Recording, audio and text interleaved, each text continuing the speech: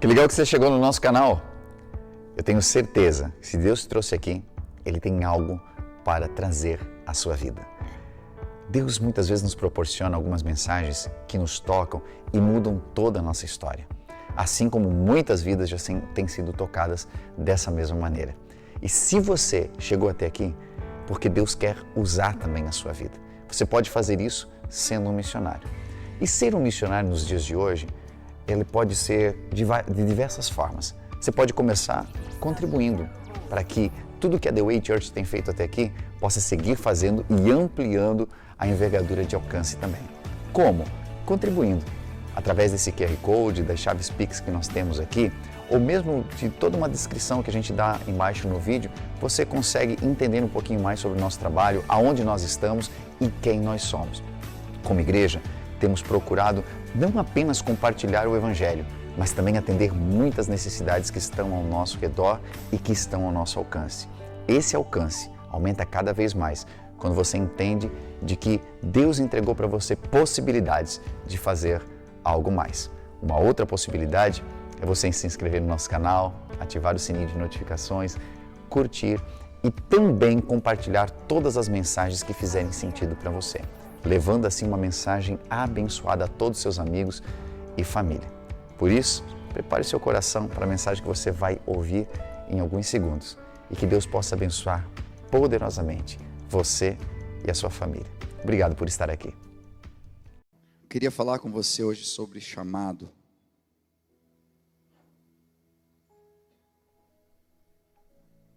Diz assim o texto bíblico, Ezequiel capítulo 2, versos 1 e 2. E ele me disse, filho do homem, fique em pé, pois eu vou falar com você. E enquanto ele falava, o Espírito entrou em mim e me pôs em pé.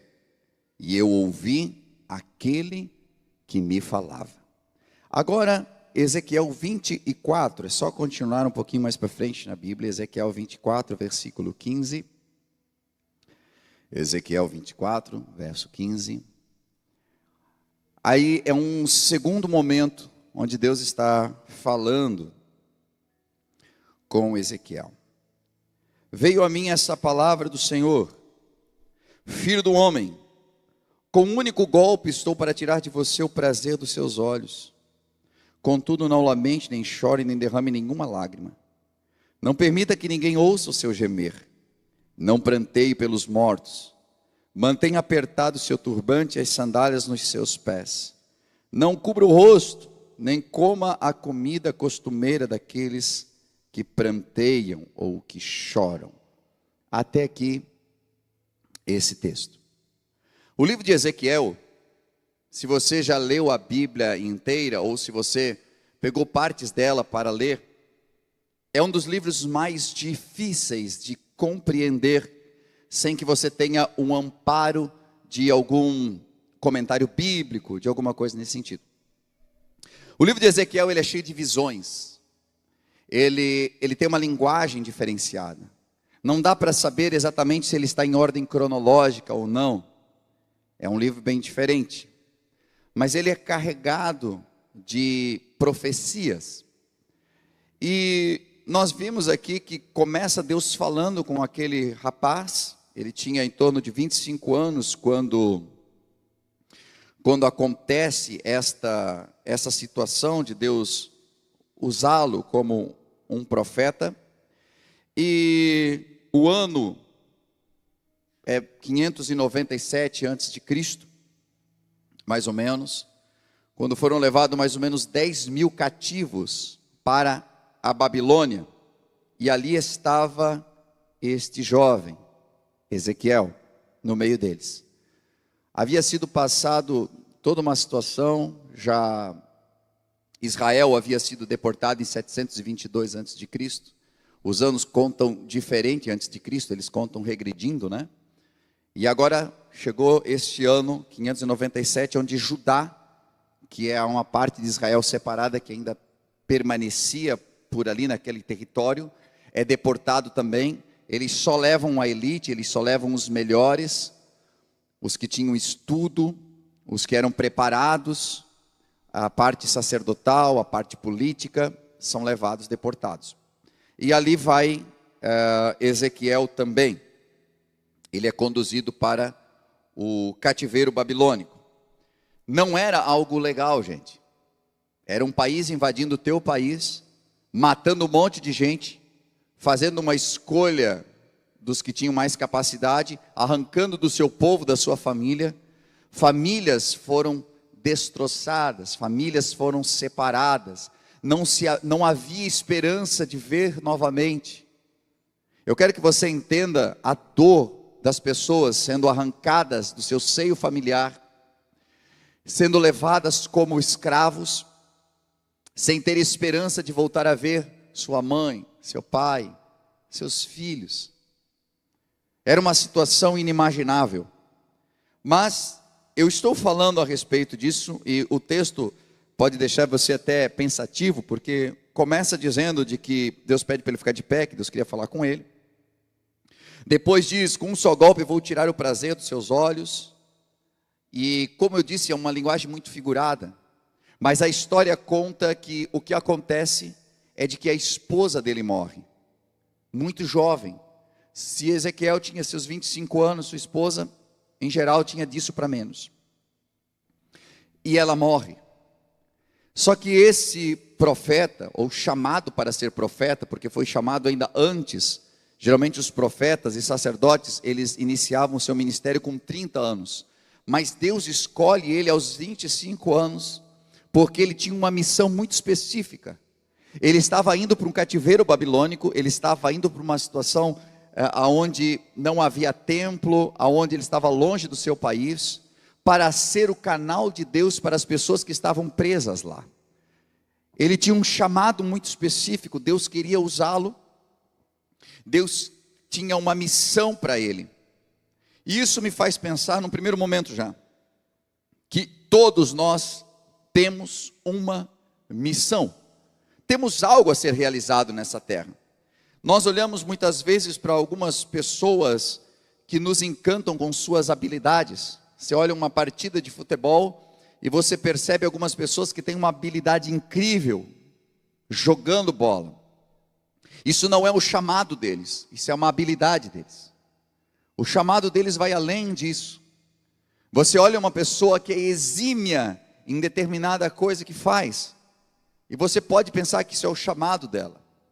Às vezes o chamado está atrelado àquilo que ela faz muito bem, mas nem sempre aquilo que nós desenvolvemos muito bem é o nosso chamado. Às vezes só tem a ver com a nossa habilidade, e às vezes na vida nós ficamos tão presos ao que nós sabemos fazer, que nós esquecemos daquilo que nós precisamos fazer. É muito importante que você entenda de que as tuas habilidades podem prender você em algo, e você não conseguir desenvolver o que você precisa desenvolver nessa terra. Você é tão bom em algo que você faz, e aquilo te dá tanto prazer, e às vezes até um retorno financeiro, que você pode deixar de lado a sua verdadeira missão. E a sua missão não é vir para a terra para ganhar muito dinheiro, a sua missão é vir à terra e cumprir o propósito que Deus tem para ti.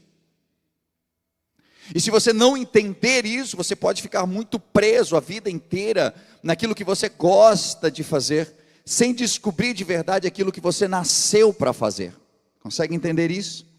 O chamado tem a ver com isso. E o chamado muitas vezes envolve dores, e é por isso que as pessoas não querem falar do seu chamado, não querem conhecer o seu chamado, porque o chamado requer sacrifícios, e por isso que Jesus disse: quem quiser vir após mim, negue-se a si mesmo. Mateus coletava impostos, e apesar dos xingamentos que ele sofria, mas ele ganhava muito bem, ele tinha proteção de Roma. Só que agora Jesus passa e diz: me segue. Ele larga tudo e segue Jesus.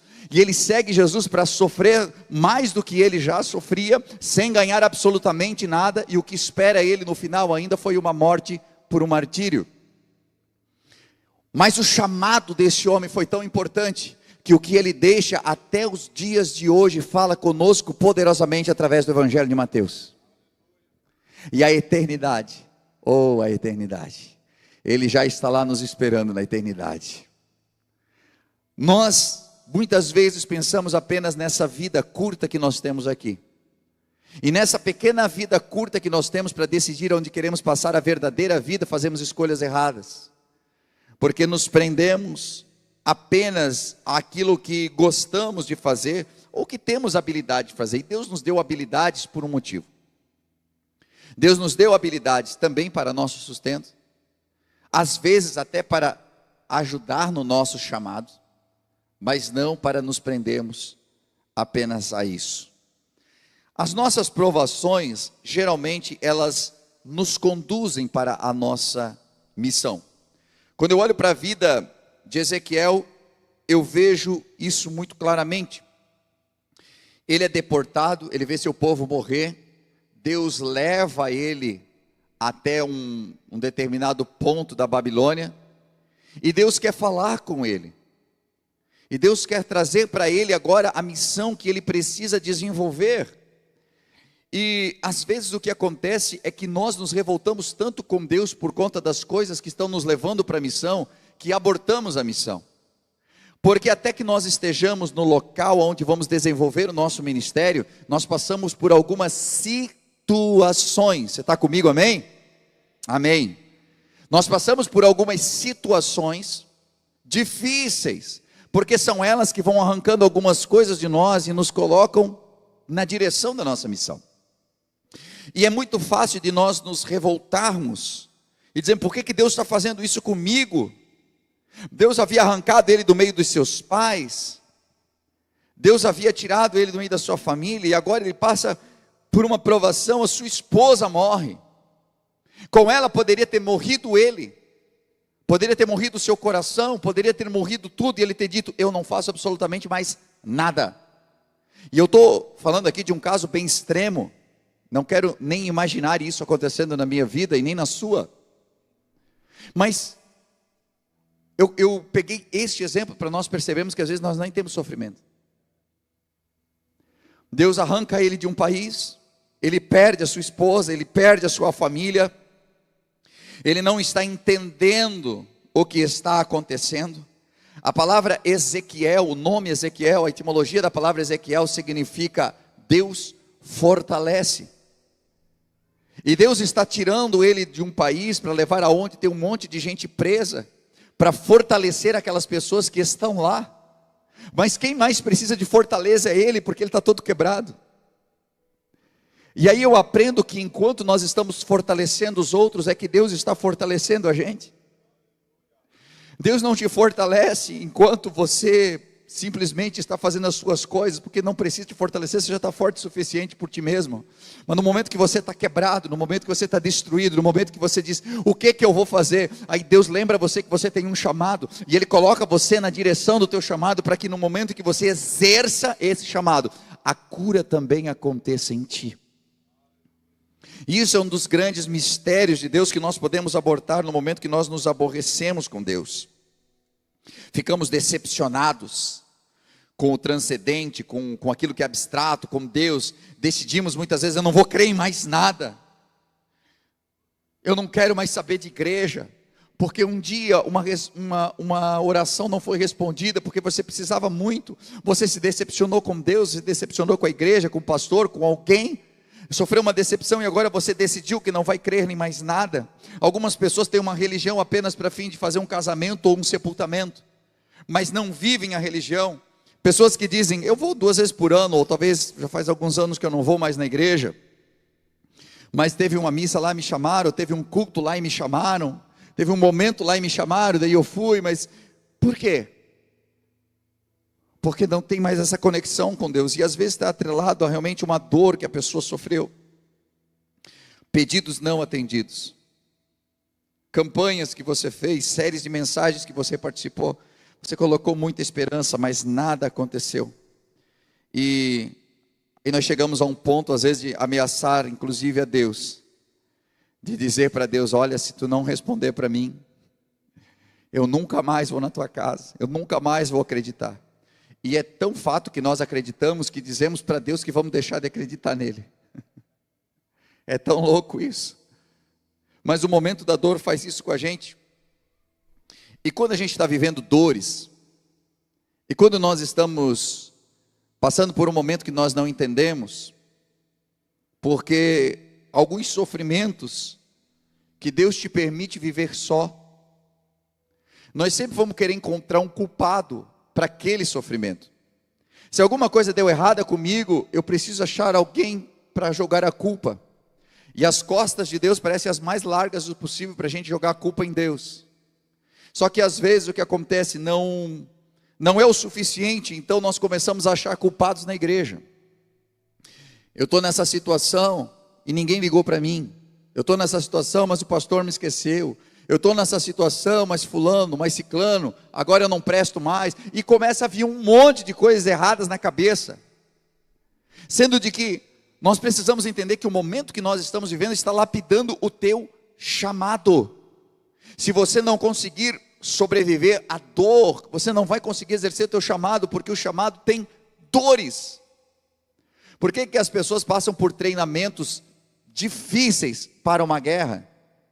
Porque a guerra é terrível, e se você não for preparado, e você não conseguir passar aqui, aonde tudo está calculado, aonde você ainda está protegido, tua vida está protegida, como é que você vai sobreviver aonde ninguém tem misericórdia?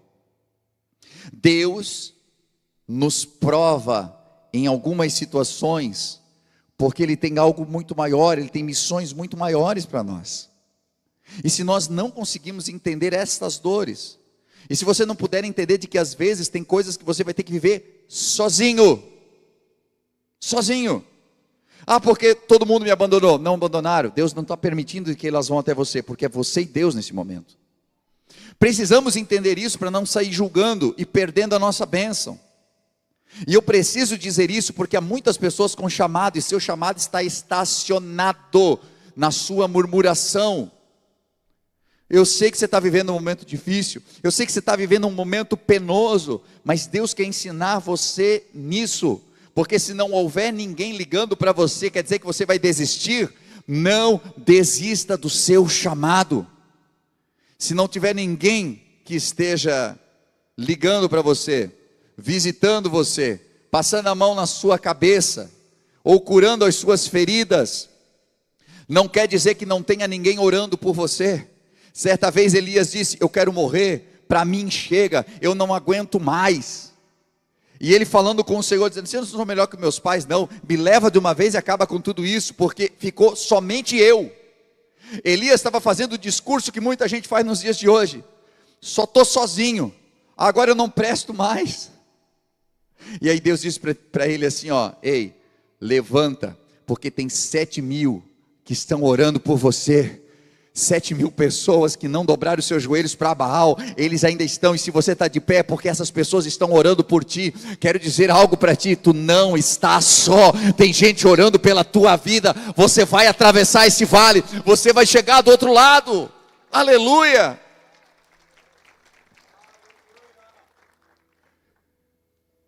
Quanta ilusão de nós pensarmos que conseguimos as coisas sozinhos, e tem gente orando por nós. Mas você pode ficar preso, sabe, naquilo: estou só, fiquei só, não adianta mais nada, porque está na igreja, tanta gente, mas me sinto só. Entenda, às vezes, são momentos em que nós nos sentimos assim, e nós perdemos a noção de quem nós somos. Quem você é? Pare para pensar, quem você é? E é tão estranho, porque isso acontece em vários níveis. Nós somos as pessoas mais felizes do mundo, damos testemunho que estamos na igreja, que temos uma família agora, que, meu Deus, foi a melhor coisa que aconteceu para a minha família. Aí entra o tempo de prova. Aí todo mundo que prestava e todo mundo que era bênção na minha vida, agora já não é mais. Por quê? Porque agora eu estou sozinho. E daí eu esqueço de tudo aquilo que era bom e começo a dizer que tudo é ruim. É como quando um casal briga.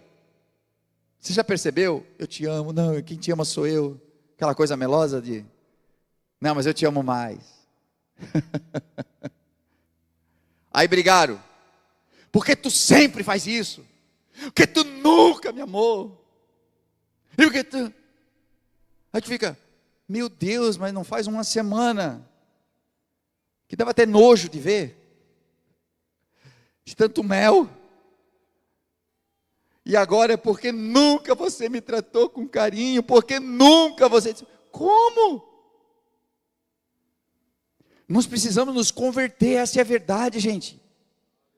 Porque o fato de você estar atravessando um momento difícil, e no casamento às vezes acontece discussões, algum momento que não se entenderam, cuidado, não vá lá para o extremo da coisa, porque parece que você só suportava aquela pessoa, porque no momento que a coisa deu uma errada, é divórcio que vem na boca. Não, é porque nunca fui feliz. Para com isso.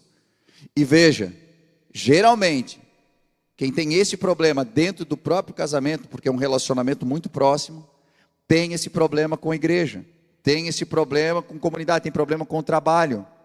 E isso não tem a ver com as pessoas. Vamos acordar, gente. Isso não tem a ver com as pessoas, isso tem a ver contigo. Porque tem algumas pessoas que pensam que o mundo gira ao seu redor, e que o mundo lhe odeia. Não, porque eu vou para aquele trabalho, já se levantaram contra mim. Aí ele muda de trabalho. Não, estou muito feliz e tal, agora sim a coisa vai para frente, passa uma semana. Tu acredita que tem gente lá que está se levantando contra mim? Aí eu fico pensando, meu Deus. Ou essa pessoa realmente tem uma marca, né, que o inimigo colocou, disse assim, vão acabar com ela. Ou está provocando isso.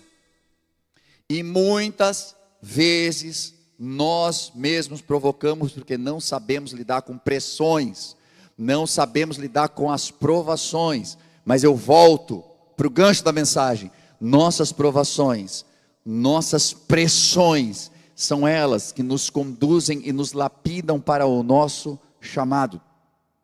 O que estava acontecendo na vida deste homem, estava levando ele para o seu chamado. Cada um de nós, muitas vezes, reage de uma maneira diferente. Alguns colocam Deus na parede. Outros, mais dramáticos, vão fazer suas orações de Senhor, se tu não me responder, eu não passo de amanhã. Eu vou morrer, Senhor. E ele está fazendo essa oração já faz 1 ano. Não morreu ainda, criatura. Senhor, porque não vai dar. Porque eu vou abandonar essa casa. Senhor, eu não aguento mais. E Deus não responde a isso. Deus responde à nossa fé. Deus não responde aos nossos dramas. Você pode ser dramático quanto quiser. Isso não vai mover a mão de Deus. Há outras pessoas que esbravejam com Deus, falam um monte de besteira, depois voltam, dobram o joelho e dizem, Senhor, me perdoa, tu sabe que não era nada daquilo que eu queria falar, né? E isso que ele faz com Deus, ele faz com os amigos também. Ele faz no casamento também. Tu percebe que é uma expressão do temperamento. Conheça o teu temperamento, saiba quem você é, para que você possa alinhar o teu chamado. O nosso temperamento costuma aparecer muitas vezes na nossa oração. A pessoa que é mais colérica, decidida, líder, Senhor, estou fazendo essa oração porque tu sabes que nós não temos mais prazo para esperar, eu preciso que tu responda agora. Vamos imaginar se Deus não tivesse senso de humor? Porque quando saem umas orações dessas, fica imaginando que Deus, então tá bom, vou responder. Porque senão capaz de tu me tirar do céu.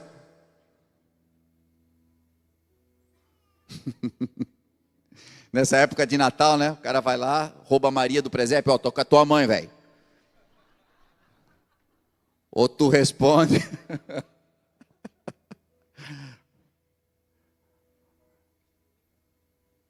Você entende? Nós passamos por momentos de provações em que aparece muito as verdades que Deus quer te mostrar de quem você é. E coisas que você precisa alterar. Para que você possa estar na posição correta do teu chamado. Eu nem entrei ainda para falar muito sobre Ezequiel. Mas este homem, eu não consigo imaginar a dor dele.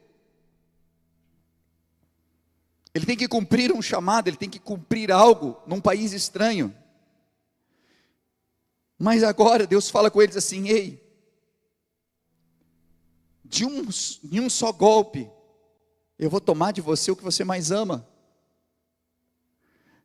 E aí ele recebe uma instrução, diz, olha, você não vai nem chorar, e você não vai comer da comida dos pranteadores, E por que Deus está falando isso? Porque os profetas da época, eles viviam na sua vida aquilo que Deus vivia em relação a Israel.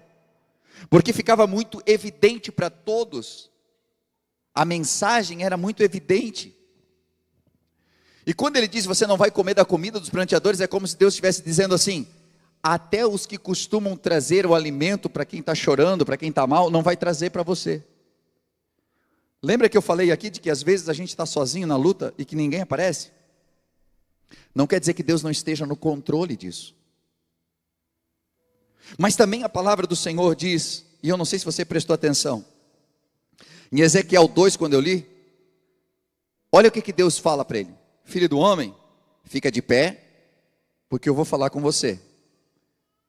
Ele estava prostrado, ele estava caído, ele estava destruído.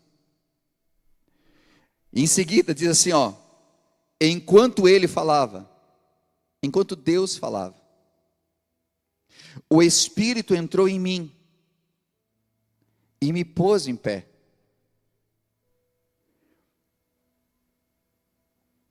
Ele não conseguia ficar de pé. A dor era tanta que ele não conseguia se colocar de pé. E aí o Espírito de Deus entra nele e coloca ele de pé. Como uma forma de Deus dizer, eu sei que às vezes você não consegue se levantar, mas se você tem se levantado é porque o Espírito de Deus entra em você e te coloca de pé, para que você continue andando, para que você continue em pé. Tem guerras que nós lutamos prostrados, mas tem guerras que nós precisamos estar de pé. E eu sei que às vezes a dor é tanta, e às vezes o preço do chamado é tão alto, que nós não conseguimos nos levantar. E eu sei também que há pessoas que dizem, cara, eu não sei nem como é que eu estou na igreja. Eu sei, o Espírito de Deus entrou em você, te colocou de pé e te trouxe aqui, para você ouvir essa palavra. Você não vai ficar para trás. Aleluia. Você não vai desistir coisa nenhuma, Ele tem um chamado para você. Aleluia. Ele te coloca de pé quando você não consegue se colocar de pé. Ele levanta você. E você vem e cumpre o teu chamado. E você começa a alinhar a tua vida. E Deus vai tirando aquilo que não presta. E Deus vai modificando as coisas na sua vida. Enquanto você pensa, uau, eu não sei de onde eu tirei forças. E a Bíblia diz, Ele multiplica as forças daquele que já não tem nenhuma força. Porque é o Espírito dele que vem fazendo. E aí você diz assim, mas não precisam de mim, porque já tem alguém ali no meu lugar. Se tem alguém, o lugar não é seu, ou ainda não é seu. Nunca ninguém vai ocupar o seu lugar. Você nunca precisa tirar ninguém do lugar, seja na sua empresa, seja onde for, seja na igreja. Não, mas tem alguém ali, então tudo bem, deixa a pessoa lá e que eu não precisam de mim. Vai se aperfeiçoando, porque Eliseu nunca tomou o lugar de Elias, até que Elias não estivesse mais no lugar. Mas enquanto Elias estava no lugar, Eliseu estava sendo forjado e preparado. Se tem alguém, o lugar não é teu, não quer dizer que não seja teu nunca. Pode ser que ainda não é o teu lugar, mas Deus está preparando você para estar ali. Olhamos para a Bíblia e vemos vários profetas ocupando posições, e um não precisou puxar o tapete do outro. Geralmente quando tinha dois disputando pelo mesmo lugar, alguém estava errado e sem a palavra de Deus. Ezequiel tinha um chamado e tinha um lugar para ser ocupado, mas ele entendeu com os seus antepassados de que sempre devemos esperar o tempo certo para assumir o chamado. Mas enquanto estamos esperando, precisamos nos preparar para isso. Davi nunca arrancou Saul do trono, mas ficou sendo forjado. E de que maneira? Ele ficou estudando na escola. Não, ele ficou sendo forjado nas guerras, fugindo de Saul, batalhando guerras, muitas vezes tendo que ter umas escapadas cinematográficas, mas em tudo isso, com muita humildade, Deus foi preparando ele para assumir um trono. Muitas pessoas na Bíblia, nós vemos isso acontecer. Deus chamou o profeta Samuel quando ele ainda era um garoto, para que ele fosse o sacerdote daquele país, mas ele nunca se levantou contra Eli, que era o sacerdote, mas foi aprendendo e estando ali até o dia em que Eli faleceu, e então ele se levantou, assumiu o lugar, e foi o maior sacerdote e juiz que Israel já teve. Por isso eu quero dizer para você, que enquanto o teu chamado não se revela, vá buscando ao Senhor, vá trabalhando, vá descobrindo o que Deus quer da sua vida, e vá se preparando, se enchendo do Espírito Santo, porque vai chegar um momento em que há de se revelar, e você tem que estar pronto. E mesmo que você enfrente dores, como foi o caso de Ezequiel aqui, ele tinha nascido com uma missão, porque o nome dele já é Deus fortalece, e ele vai para a Babilônia para fortalecer os seus irmãos que estavam ali, para fortalecer aquelas pessoas. O nome dos profetas muitas vezes tinha a ver com o seu chamado, e algumas coisas na nossa vida revelam verdadeiramente o nosso chamado, e este homem está sendo forjado para estar ali naquele momento específico da história. Ele poderia ter dito: não, eu não posso fazer isso, porque a dor é demais no meu peito.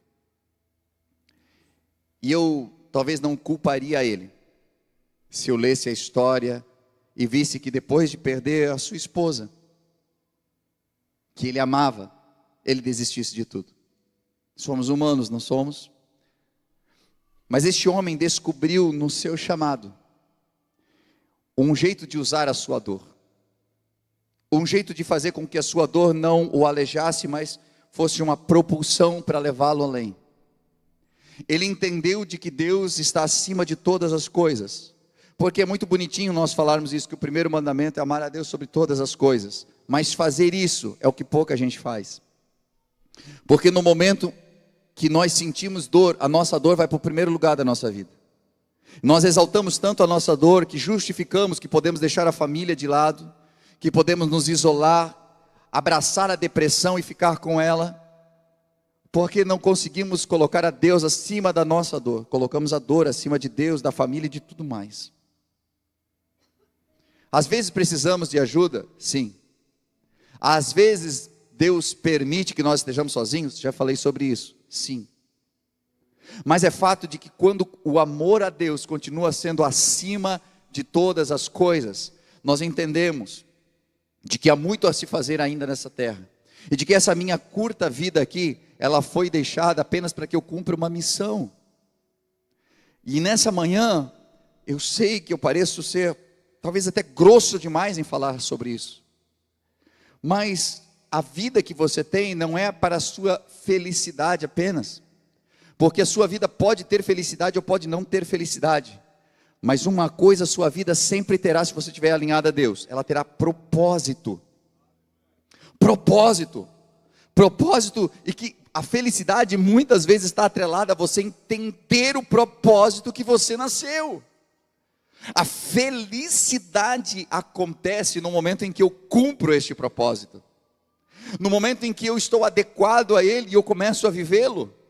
Então, independente das dores que eu já sofri, porque todo mundo tem uma história triste do seu passado, independente do seu pai que te abandonou ou não abandonou, independente do abuso que você sofreu ou não sofreu, independente da mãe que você teve ou não teve, independente do quanto das tragédias você vivenciou na sua vida ou não vivenciou na sua vida, tudo isso torna-se secundário quando nós amamos a Deus sobre todas as coisas. E veja, a Bíblia diz: todas as coisas cooperam para o bem daqueles que o quê? Amam. Você consegue fazer um link agora? As coisas cooperam para o bem daqueles que amam. Se você não ama a Deus, as coisas não vão cooperar nunca para você, nem bem nem mal. Até as benesses da sua vida não cooperam para o teu bem. Mas quando você ama a Deus, e a Bíblia diz o quê? Ela não termina a dizer todos aqueles que amam a Deus, e foram chamados pelo seu propósito. Uau! Todas as coisas, é a morte, é a vida, é as perdas, é os ganhos, todas as coisas cooperam. Se você ama a Deus, foi chamado pelo seu propósito, fomos chamados por um propósito por Deus, nós amamos a Deus sobre todas as coisas. Então agrega tudo que você tem na sua vida, seja as dores ou seja as conquistas, tudo isso vai cooperar para o seu chamado acontecer. Pastor, você tem lutas, já teve lutas. Algumas pessoas conhecem meu testemunho. Tem coisas que eu não queria passar. Tem coisas que eu olho e digo, eu acho que eu nem precisava disso, hein, Senhor? Tem outras que eu olho hoje e digo, uau, essa aí nem foi Deus, essa aí fui eu mesmo, hein? Essa aí o Senhor diz, essa aí nem era para ti. Essa você pegou aí porque quis. Tem disso também. Mas em tudo isso, porque somos chamados por Deus e Ele nos ama, Ele faz tudo isso contribuir para o teu chamado.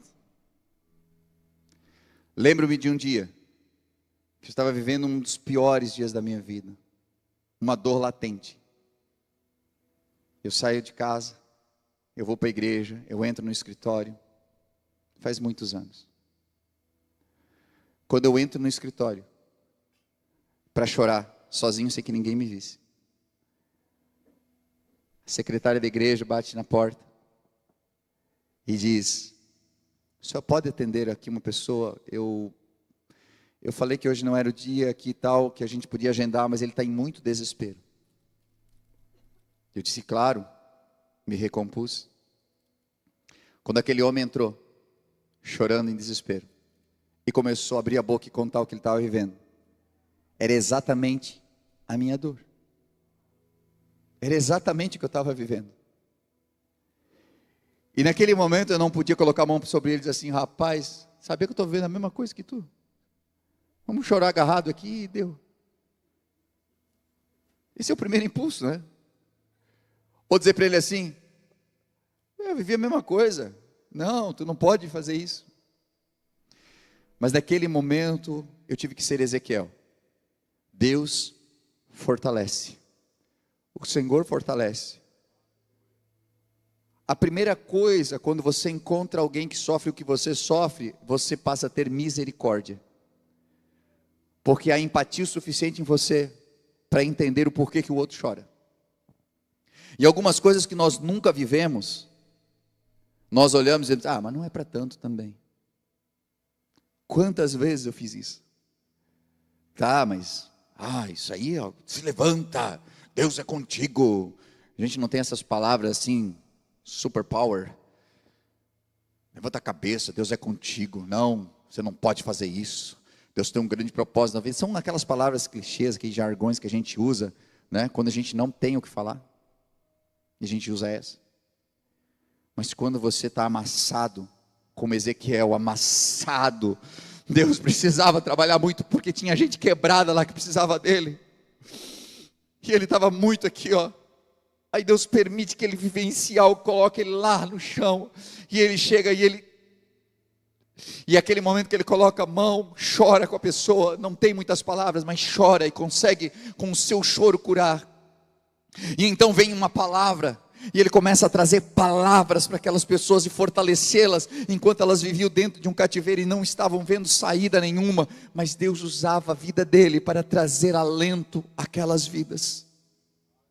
Eu sei que quem sabe o que você está vivenciando agora, neste momento, está muito distante de todo sonho que você teve para a sua vida, ou até para a sua vida ministerial, para o teu chamado, porque pode ser que está tudo parado, e você nem sabe o teu chamado, outros não estão desenvolvendo o seu chamado, outros estão com o seu chamado parado, e outros estão caminhando com tanta dificuldade, porque parece que você está arrastando uma cruz maior do que aquela que você pode carregar.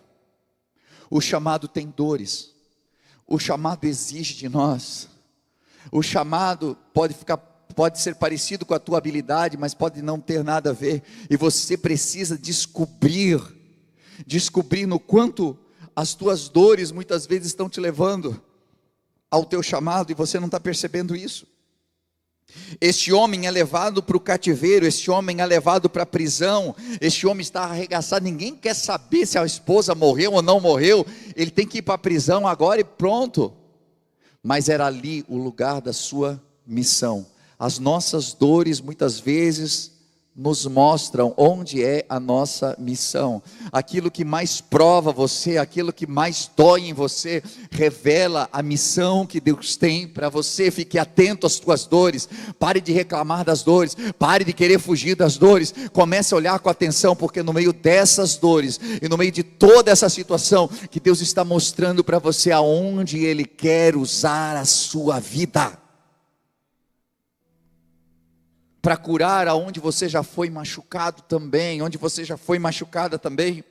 O que você não entende agora pode ser o tema da sua chamada. Por mais abatido que você possa estar agora e não entender, Deus entende você e Ele sabe exatamente o que você está vivenciando. Quando a gente perde alguém, a gente fala um monte de besteira, e Deus também entende isso. Que às vezes a gente está com muita dor e a gente fala coisas que nós nem deveríamos falar, e Deus também entende isso. Mas nem sempre o pai pode falar na hora que nós estamos falando.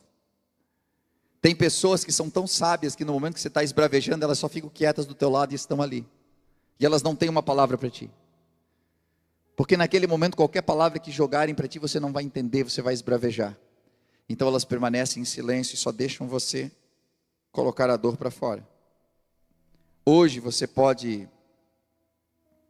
não entender, mas Deus está conduzindo você no meio de tudo que você está vivenciando agora, para que muito em breve você possa entender de que esse lugar não é uma prisão. Esse lugar é o lugar do seu chamado. Pastor, no meio dessa dor, não, mas não tem como contar a vitória disso, porque isso aqui é uma derrota enquanto você não entender de que pode fazer dessa derrota uma grande vitória. Todas as pessoas que olhavam um homem carpinteiro carregando uma cruz, sendo esbofeteado, cuspido, chicoteado, e no final de tudo disseram: tu não é filho de Deus? Desce dessa cruz, salva a ti mesmo. E ele não fez nada, e ele continuou ali, e então ele inspira e diz: está consumado, e morre.